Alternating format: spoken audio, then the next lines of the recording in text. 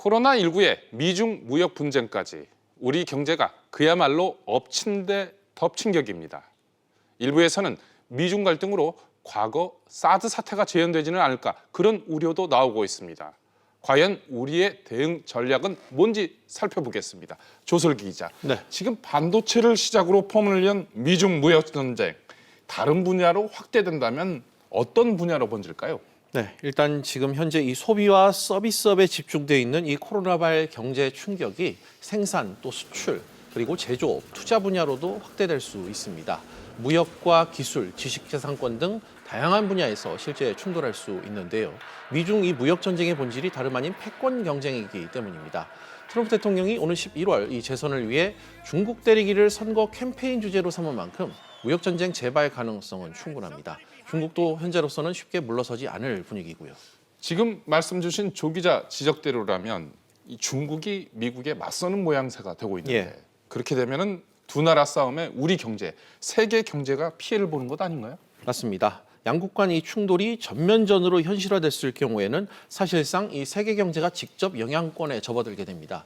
일각에선 이 향후 세계가 미국 편과 중국 편, 양 진영으로 나뉠 수 있다. 그래서 신냉전이 벌어질 수도 있다. 이런 관측까지도 내놓고 있습니다. 무엇보다 우려되는 것은 바로 한국, 우리 경제입니다. 큰 틀에서 보면 미중 무역 전쟁이 이제 격화되는 게 연말까지 갈 텐데 화해뿐만 아니라 모든 것에 지금 선택의 순간이 오는 게 가장 우리한테는 지금 두려운 거죠.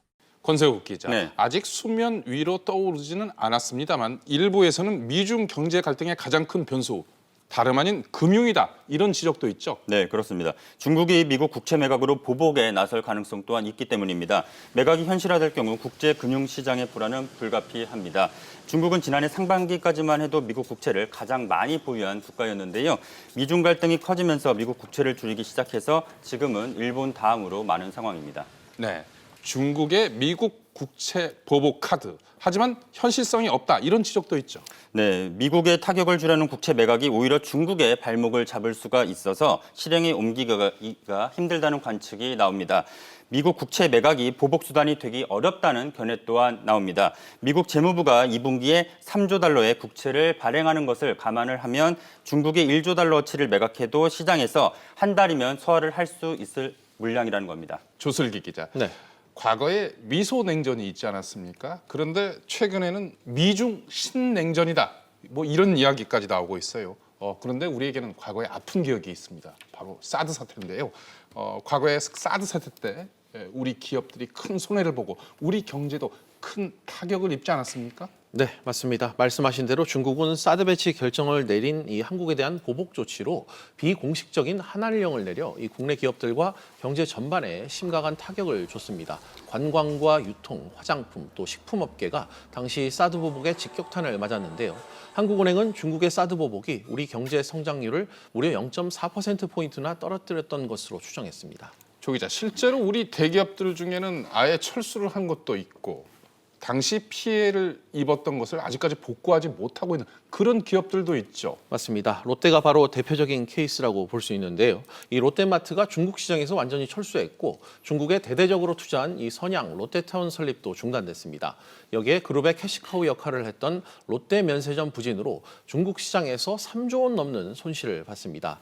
또 현대차 같은 경우 사드 보복 또 이에 따른 판매 부진으로 중국 내 공장 가동률이 50% 이하로 떨어지자 당시 인력과 설비 구조 조정을 진행했습니다.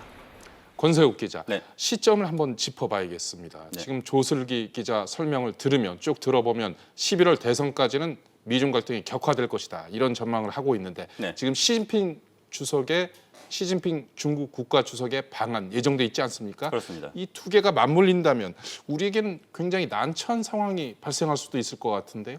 네, 그렇습니다. 앞서 들으셨던 것처럼 지난 2016년 미국의 사드 배치 결정 이후에 중국은 우리 경제에 보복 조치를 가했는데요. 네. 이번에는 그 반대 상황이 발생을 할 수 있습니다. 대선이 가까워올수록 미국의 대중국 압박이 거세지고 이런 와중에 시진핑 중국 국가주석의 방안이 겹쳐질 경우 서로 자기 편에 서라고 압박을 할 텐데요. 두 나라 사이에서 균형 잡기가 절실한 상황입니다. 권세욱 기자, 네. 이 미중 반도체 전쟁에서 일단 살아남기 위해서는 뭔가 대책을 내놓아야 될 텐데 삼성전자 어떤 대응책 갖고 있을까요? 미국은 이번 코로나19 사태를 계기로 공급망 붕괴 우려 때문에 반도체 국산화를 추진하고 있습니다. 세계 1위 파운드리 업체인 대만의 TSMC도 트럼프 행정부 압박에 따라서 미국 공장을 신설하기로 했는데요. 삼성전자는 공장 증설로 미국 달래기에 또한 나설 것이라는 관측이 나옵니다. 유력한 카드 가운데 하나는 삼성의 비메모리 반도체 생산 공장이 있는 미국 텍사스 오스틴 공장을 증설한다는 겁니다. TSMC의 맞불을 놓고 트럼프 행정부의 정책에도 호응하는 카드가 될 수 있다는 관측입니다. TSMC도 애리조나에 투자를 계획을 하고 있는데 미국과 중국 사이에서 이제 삼성이 매우 이제 곤욕스러운 상황에 있지만 그 세계 반도체 업계가 같이 생존해야 하는 측면에서는 삼성이 다양한 카드를 검토할 것으로.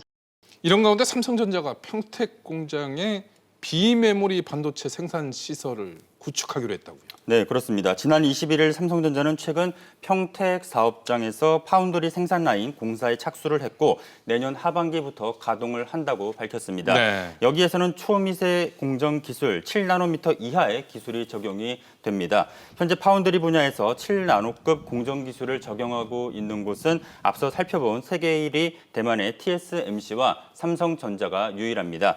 미국의 화웨이 추가 제재 이후 화웨이 대체 수요를 찾으려는 대만의 TSMC와 삼성전자의 대결은 더욱 치열해질 것으로 예상이 됩니다.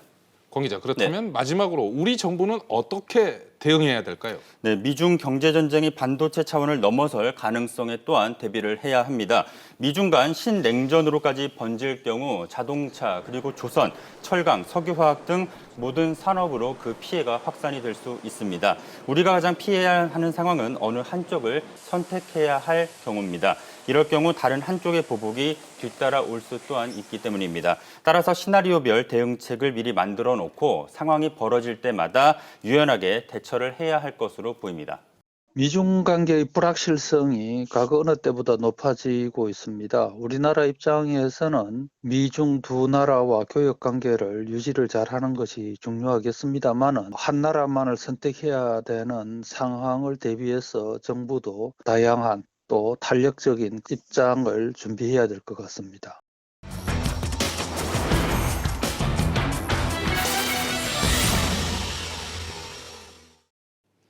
우리나라의 삼성전자에 해당하는 중국 기업이 바로 화웨이입니다.